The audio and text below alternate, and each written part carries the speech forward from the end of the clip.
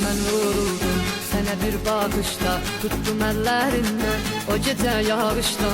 Nəfəsim gələndə yerim bu könlümdə, sənə tay bir gözəl görmədim ömrümdə.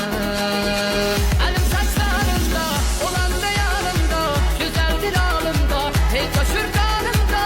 Olmasan yaşayış, mənə bir yaranış, olar ay qara göz, səndə bu yaradır.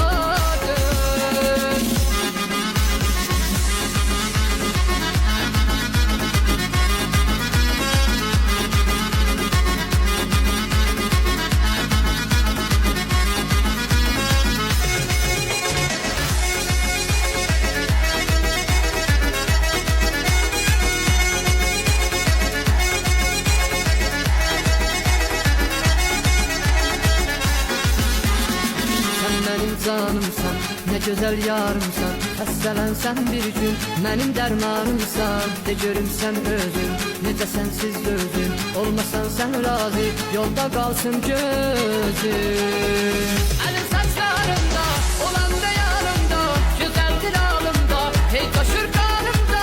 Olmasan yaşayış, mənə bir yaranış, olar ay qara göz, səndə bu yaranış. Əlim saçlarımda, olanda yanımda, gözəldir alımda, hey coşur qanımda. Olmasan yaşayış, mənə bir yaranış, olar ay qara göz, səndə bu yaranış.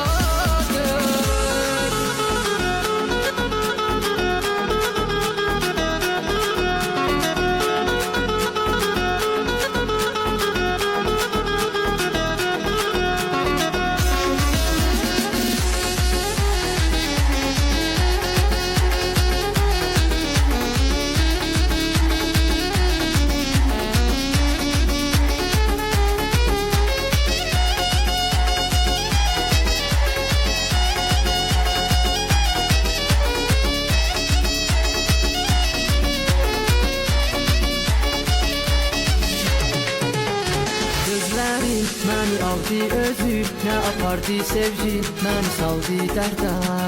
Bu dəni o gecədən bu əldə, dahi həməşə qaldı əldə.